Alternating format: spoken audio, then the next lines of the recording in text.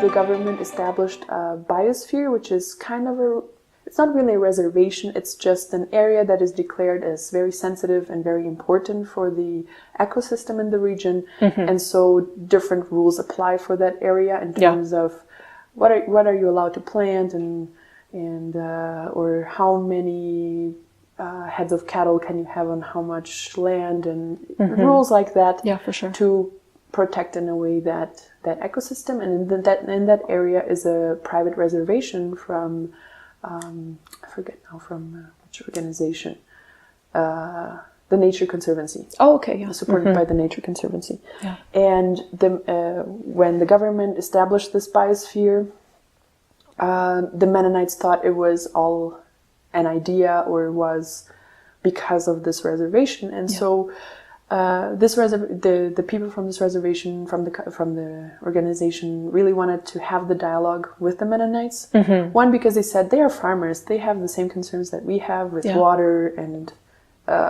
climate change and all of that. For sure. And we want to be clear that it's not us. Like, we are not the enemy. That was not our decision. This is something from the government. It's something different. Yeah. And we can work together on this. So I went in.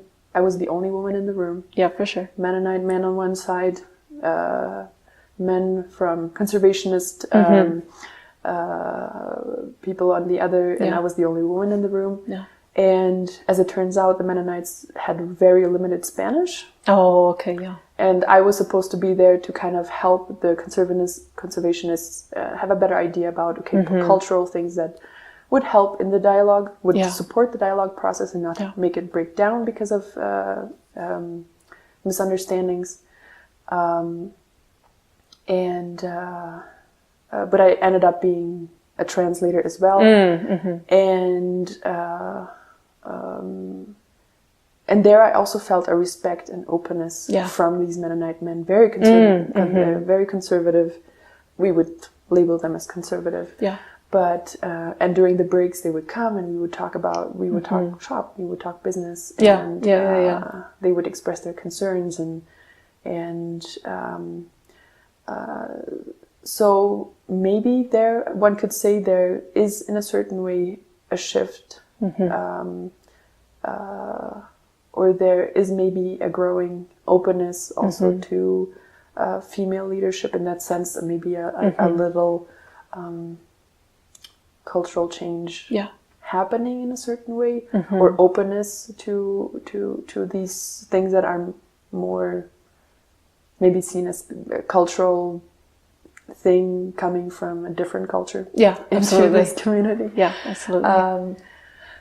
But I have seen some change. I see a lot of resistance in other cultural aspects. But I think to a certain point there is that little nagging knowledge there present in everybody's mind that we can be stronger together. Yeah. And I see that also in the mestizo culture, that they say there's so much we can learn from the Mennonites. And they can name these things. And maybe situations like challenges like, water scarcity and